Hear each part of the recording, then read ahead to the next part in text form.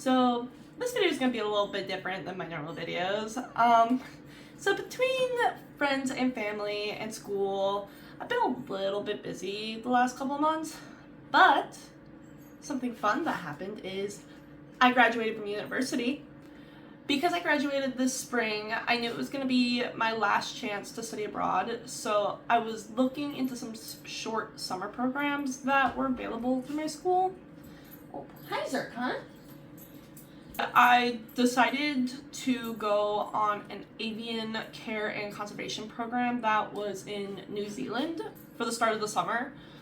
And so this video is kind of gonna serve a bit as like a recap of what I learned, particularly using one species from New Zealand and one species from North America as a case study.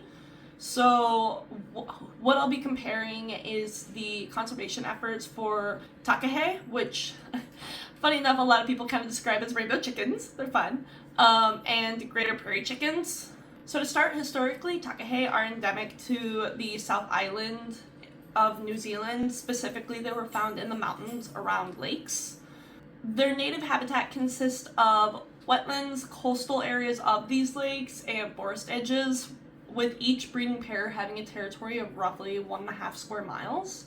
Today, due to conservation efforts, Takahe are not really found in this area anymore, and they're actually found on predator-free reserves and islands. In contrast to Takahe, greater prairie chickens are found across the plains from Texas in the United States all the way up to Manitoba in Canada. Because of their breeding habits, these birds actually require a lot more space and a wide variety of habitats. These kind of range from open space with shorter grass for leaking or booming to dense brush for brooding. And these areas need to be connected and be continuous for at least 1,000 acres for a small population to have any chance of success at all. I understand a little bit more about how these species are doing. For the Takahe, recent conservation efforts have actually really helped their populations. In the late 1800s, the species was thought to actually be extinct, but a small group was found in the mid-1900s on top of some part of the mountain ranges on the South Island. Since the initial finding, conservation efforts have taken the species from 200 to 500 breeding pairs in roughly 75 years. It's important to know that breeding pairs mate for life and they breed once a year, but their brood sizes are really, really small and they only have 1 or 2 chicks a year, but it's typically only one. And these chicks don't reach sexual maturity until they're roughly 2 years old, so they have a bit of a slower reproductive rate than a lot of other species out there. On the contrary, for greater prairie chickens, since the 1800s, the population has actually been in decline. A lot of this is due to overhunting and habitat loss. Currently, there are approximately 400,000 individuals across North America. So again, that's all the way from pretty south in Texas to Manitoba, Canada, and there's only 400,000. Unlike Takahe, these birds tend to flock together, and one male often mates with several females, and they perform what is often referred to as booming to attract mates. Essentially what that is males will get together in these small areas where they'll claim like a little bit of a territory that's only like a couple square feet, and they'll do what is known as booming, and they will kind of have mock to real fights with each other to declare dominance.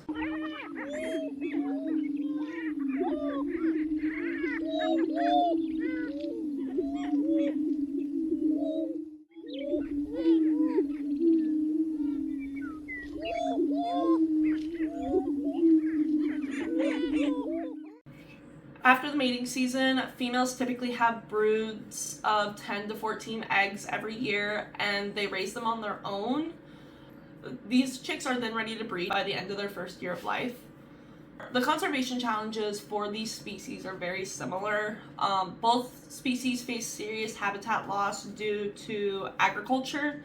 In New Zealand, Takahe have seen habitat loss primarily from raising and grazing sheep, versus in the US, the greater issue has to do with the production of corn and soybeans.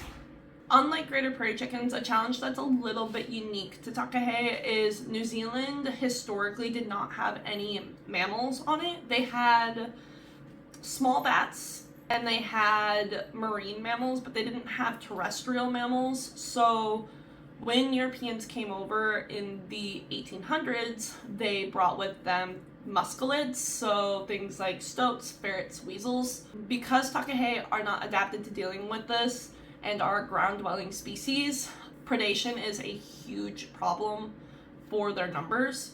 Because of how close Takahe came to extinction, there have been huge efforts in New Zealand for the recovery of the species. There are dedicated captive breeding programs spread throughout the country, primarily in zoos and various reserves. Birdwood Takahe Center is New Zealand's largest captive breeding program, and their efforts contribute to mated pairs being spread across reserves around the country. Many of these breeding sites also have educational programs to teach New Zealanders about the importance of conservation efforts for these species, and they give New Zealanders an opportunity to get closer to the species than what they naturally would. Efforts are also being made to increase the habitat for these birds. There are different reserves that are being opened up, different areas that are really working to reduce their predator populations. Because predators and agriculture affect almost all of New Zealand's bird species, this is actually something that's kind of on the forefront of a lot of their efforts. Unfortunately, there really isn't the same kind of effort being made for greater prairie chickens. There is some effort to increase habitat, but because a good chunk of the land in the United States is owned by private owners, it's really hard to create that connectivity that the birds actually need, even if they are trying to increase the amount of habitat there is. And then, unlike in New Zealand where there are a lot of captive breeding programs, greater prairie chickens don't have a lot of captive breeding programs, and there are actually only about 6 in the entirety of North America, and they're all located in the US. Another issue in the US is education needs to be at the forefront of these operations, but because there are only a couple facilities actually working on these projects, education is very minimal instead of widespread like it is in New Zealand. Overall, I think it's fair to say that conservation for Takahe are being taken a lot more seriously as a country than they are for greater prairie chickens here in the United States. To be fair with this analysis, Takahe have been on the brink of extinction, whereas greater prairie chickens as a whole have not faced that. Unfortunately, some subspecies have faced near extinction or extinction, but the population as a whole hasn't faced extinction yet. Both species do need increased education on why it's important that these conservation efforts are taken into consideration for the ultimate success of these birds in the future, but I definitely still think that more efforts need to be put towards greater prairie chickens, and that Takahe have faced extinction, but because they're on the uptrend, I think that it's safe to say that New Zealand's kind of figured out what they need to do to preserve and protect the species compared to greater prairie chickens where they're still in the decline.